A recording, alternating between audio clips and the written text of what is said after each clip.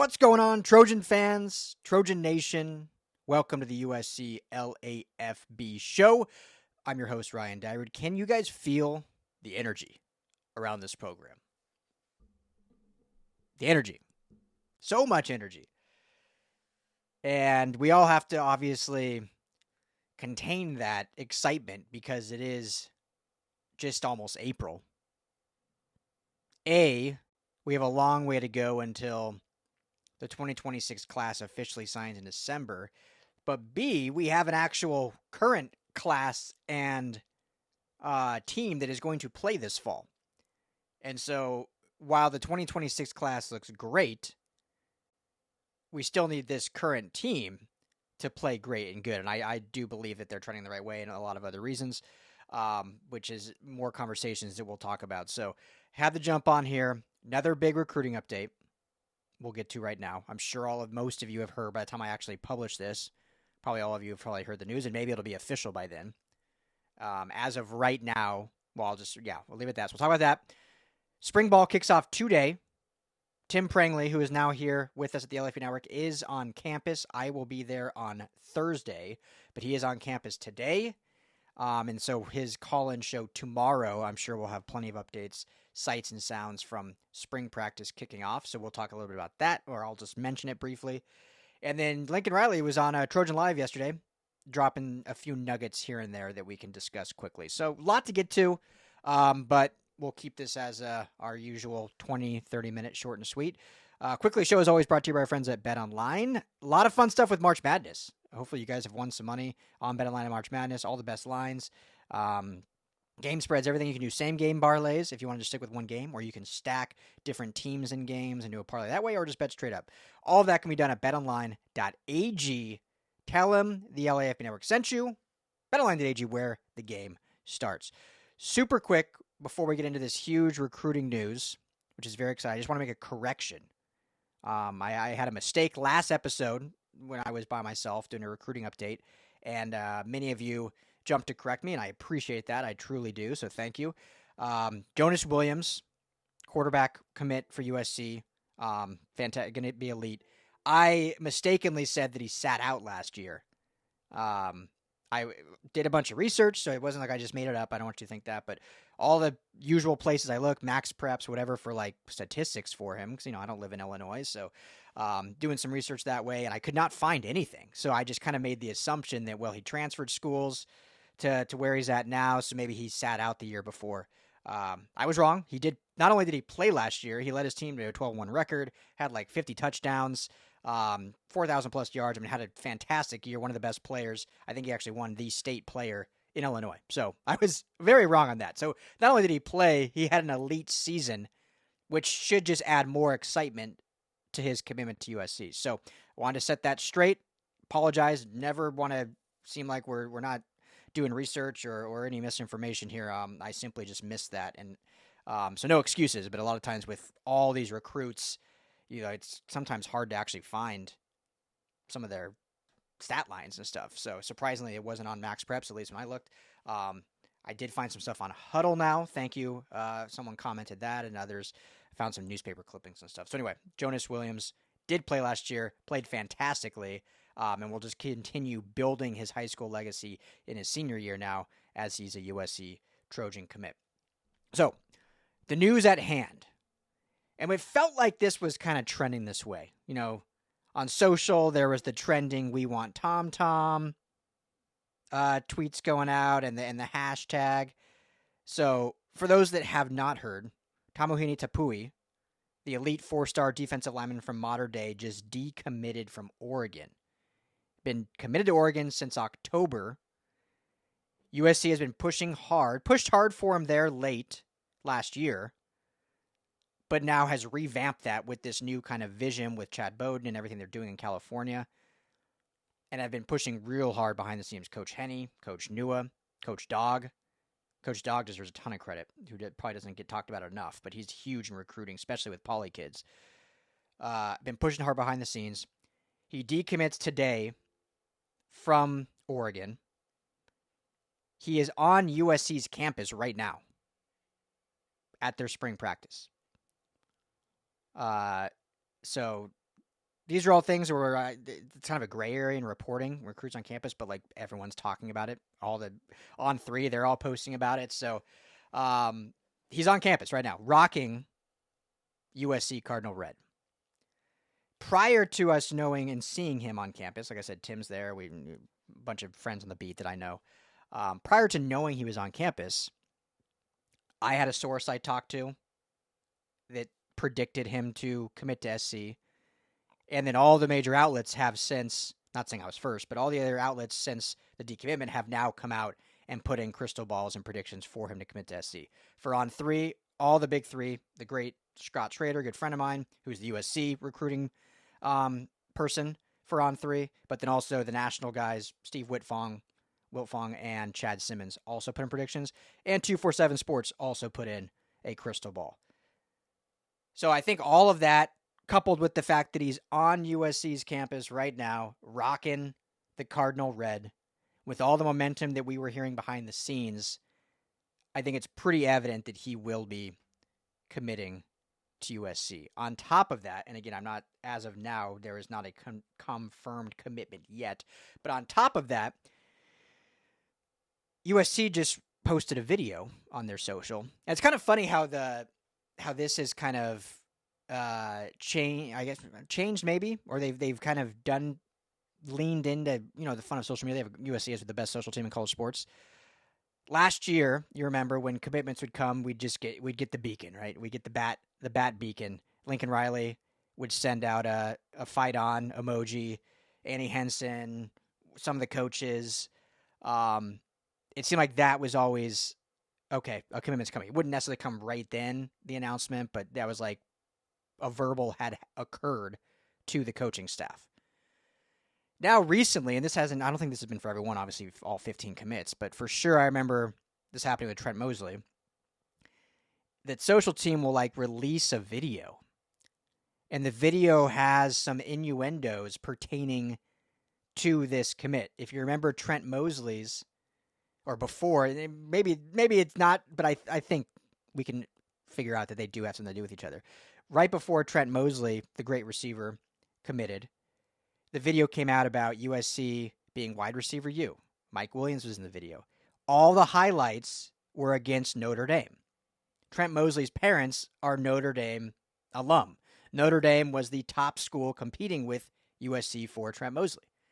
So they dropped that video, and then shortly after announced that Trent Mosley commits. Today's video just comes out about 30 minutes ago before I jumped on the mic. And it's talking about, home, staying home, place to be. There's a big pan out of Mater Dei's football field, or I should say a sky aerial view of Mater Dei's football field. A couple players, Tui Pelotu's in there, Kalen Bullock's in there, but the main feature is Amon-Ra St. Brown, who went to Mater Dei. Tom goes to Mater Dei. So just another little nugget there that is alluding to, most likely, based on all the predictions, based on who I've talked to, and then based on this little fun video nugget, that Topui seems like he will be committing to USC.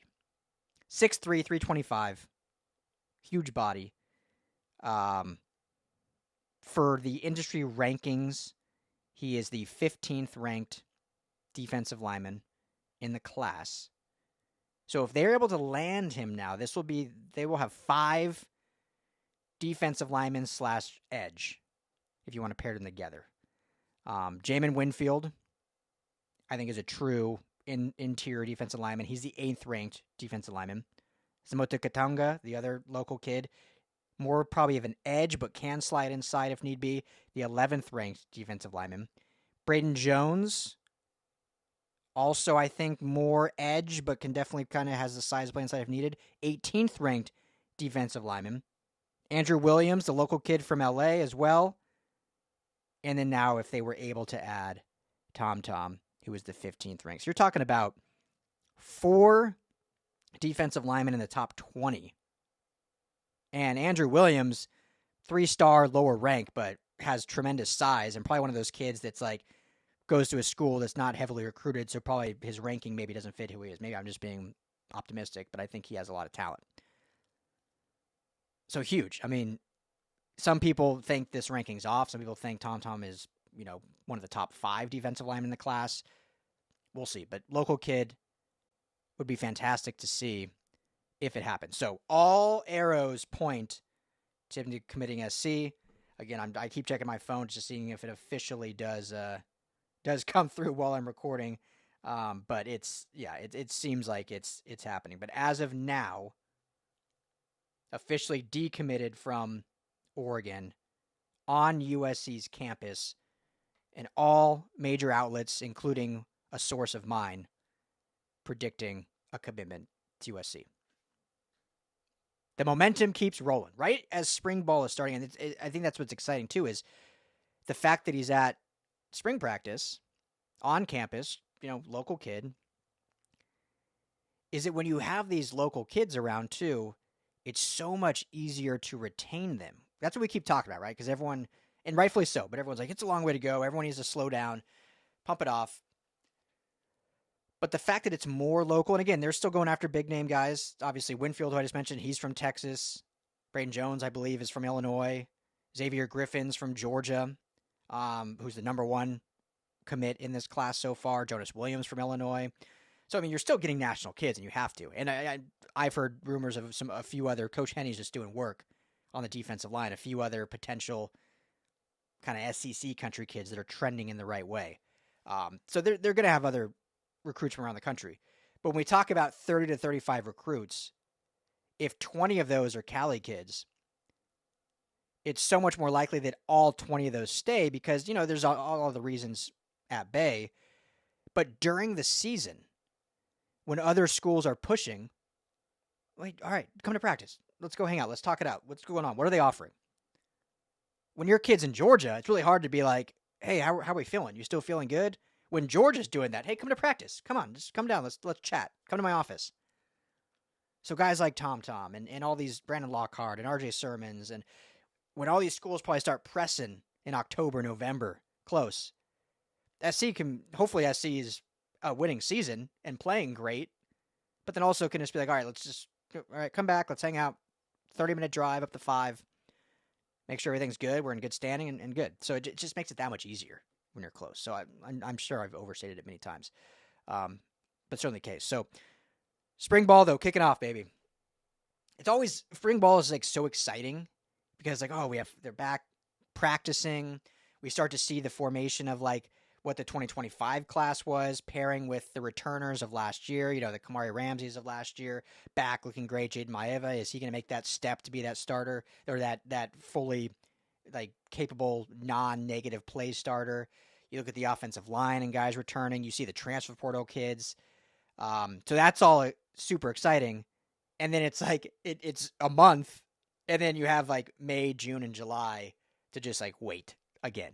So it gets you all fired up, and then it just like the NFL only has 4 weeks of that, right? Because the Super Bowl happens, then you get free agency, then you get the combine, then you get free agency, then you get the draft, then you have rookie minicamp, then you have OTAs, and then from like June to mid-July till training camp. So you have like a 6 weeks of like dead. This college is like you have end of April all the way till late July. So you get all hyped up and you have to take it back down. But there'll be a lot of official visits we'll talk about because June is a huge recruiting month. I mean, every weekend in June, USC has like brought out the red carpet list of recruits showing up. But anyway, so first day spring ball, very exciting. We got to see for the first time, and Tim we'll have some photos up that Tim has taken up here in LAFB here soon. But seeing Jakeem Stewart, I mean, just dude, it's insane. The kid is what, 18? Should be a senior in high school this year, and you see him and you're like, this dude is a college player. Kobe Pepe put on another 20 pounds. Just meat. Jadair Basari. I mean, all these guys are just looking, Silver, Keyshawn Silver, who transferred over, Jaw Jarrett. The trenches are just so much bigger. I mean, last year, remember the drastic change last year from like January to fall camp, all the weight put on by Coach Wiley. This year is even more extreme than that because A, the guys that have stayed and remained have continued to build, mentioning Pepe putting on 20 more pounds. But then they've gone after more in the portal and in recruiting that fit that style, that build. And it just shows. Floyd Bucard came out with Jakeem Stewart. I mean, another underrated 3-star guy that I think has a chance to play this year. So exciting stuff. And, we'll have more as more stuff comes out. And definitely Tim's Collins show tomorrow should be great as he'll probably recap sights and sounds he saw. And then, like I said, I should be there on Thursday. So that I'll have a little update on Friday probably for you. Or maybe Thursday evening. Maybe I'll just jump on the mic Thursday evening. So last thing I think we can kind of touch on is Lincoln Riley was on Trojan Live. And a lot of good stuff in it, just kind of about the recruiting excitement right now around the program, what's like working with Chad Bowden. I recommend you checking out him on. It's like a 16-minute interview, which he does typically every single Monday during the season. And then they do it sporadically throughout the offseason. But two things I kind of took from it. First, the offensive line. We've been talking defense a lot, defensive line, defensive recruiting. What was interesting about his offensive line comment, which is, I think, very true, is he talked about how, they, as of now, feel comfortable. I mean, he's not saying they're going to do this, but they don't have like their set 5.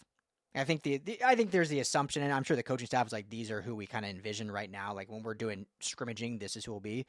But there's always kind of the vision, right, of, you'd have obviously Elijah Page at left tackle, Alani Noah at right guard, and you go transfer Winfield at guard, transfer Jean-Ray Reed at center, and then probably Tobias Raymond at right tackle.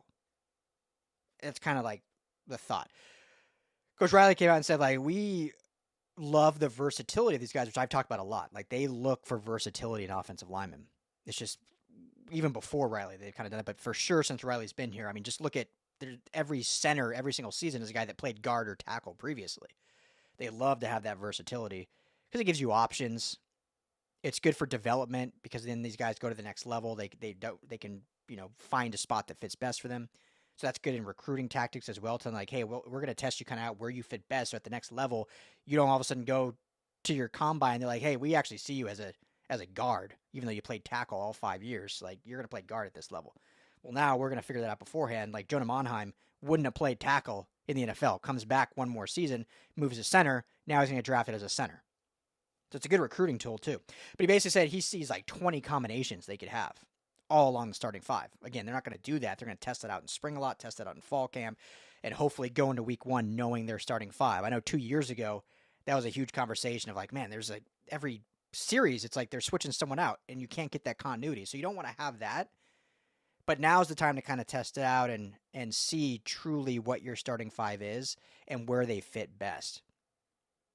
Like, I mean, you could see Reed play guard and have someone else play center, even though he played center at Syracuse. Like, so I think that is kind of interesting, kind of exciting that they have that versatility. We'll see if they do add any more in the spring portal, which opens here, I believe, on April 15th. I think it's like the 14th to the 25th. 15th to 26th, somewhere right in there. So we'll see if they add anybody, but I think that certainly that optionality and not having your set is kind of important right now in March.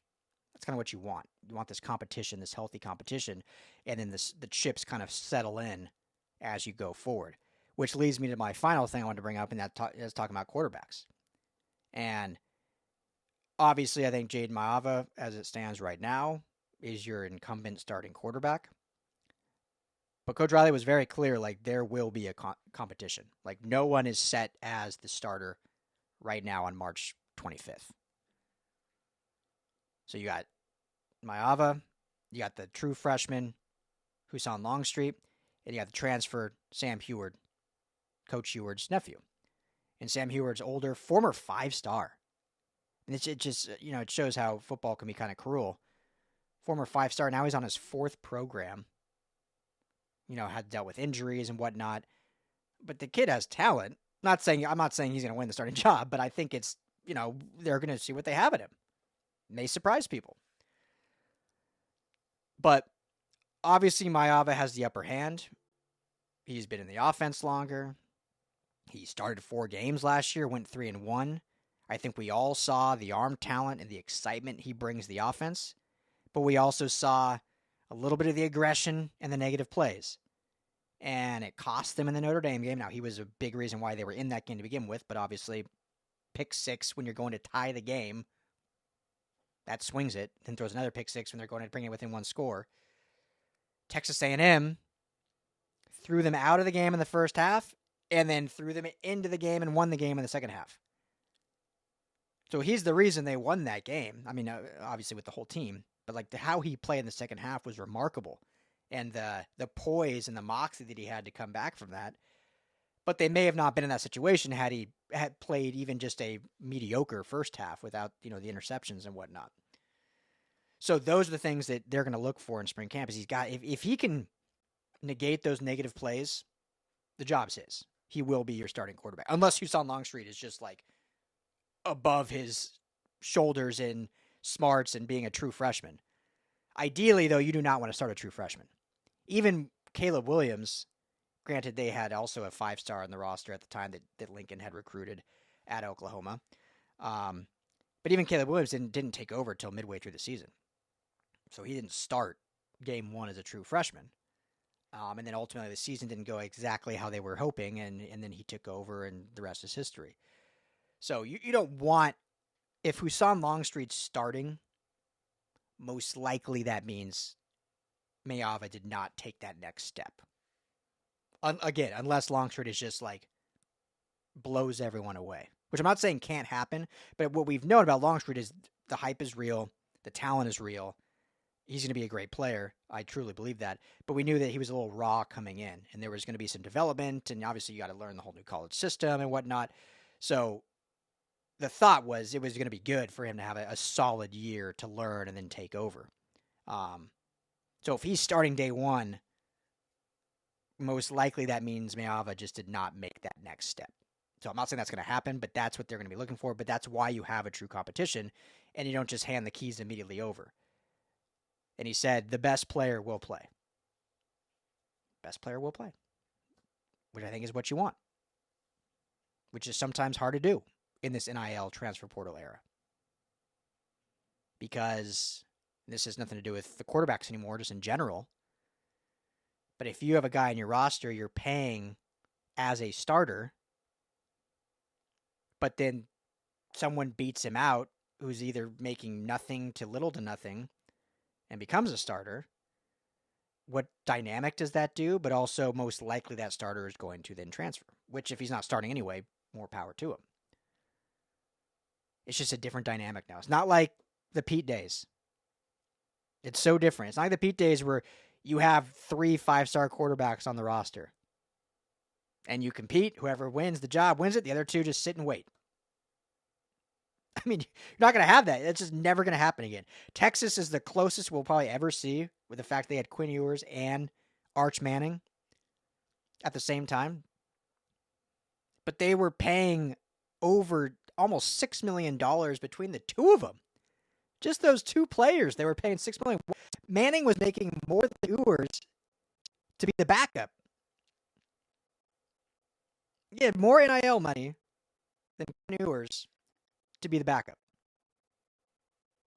I just don't see that anymore. It's such a weird thing in college, and why would it's hard because the quarterback is the most important position. But when you can't allocate that much cash to that position group if it's going to cause others to then suffer if you don't have enough. Now we know the NIL is much better. We know Chad Bowden absolutely crushing it. I've heard nothing but good. Everyone I know inside that building is just like, this dude is legit. So, yeah, not saying that that's going to be an issue at all, but it's just, anyway, I'm getting down a tangent road. Takeaway, QB competition, which I think is good. You always want to have competition because it's going to then, the guy who should be the starter, it's going to push him. Sometimes, not every guy's, some guys are going to just work their butts off no matter what. So I'm not saying this at all about Maeva, just generalizing. But some guys like need that push. Like, oh, I'm not guaranteed to be the starter. Like, this guy could beat me out easily. That just makes everyone better. The old cliche saying, iron sharpens iron, right? So we shall see. But big things at SC. We'll keep you posted on TomTom when that, if and when that officially happens. I've been hearing chatter about another big time commit potentially happening here this week, and more coming. I mean, there's just a lot of names out there I'm hearing of like things are really picking up, going well. One guy that has nothing to do with this, but I just saw today, Chris Henry committed to Ohio State. He mentioned on a show, I think it was on 3's show, that he is still very connected talking with USC, along with Oregon, and I want to say he mentioned one other school. Can't remember the third one. But SC, one of those that he is in contact with a lot. Modern day teammate of TomTom's. So we will see how this all continues to shake out. And like I said, June is going to be a massive month with these official visits every weekend. And every weekend it's going to be a red carpet weekend. I mean, if you like football and you see like football players as celebrities, USC's campus in June is like the Oscars in terms of recruiting. The who's who of every recruit is going to be in LA throughout June. But we got a few months till then. So, as for now, good stuff. Thank you all, as always, for hanging out, checking this out, checking out LAFB. We got plenty more USC content coming to you every single day. Every day we got USC stuff. LAFBnetwork.com. We got written stuff every day.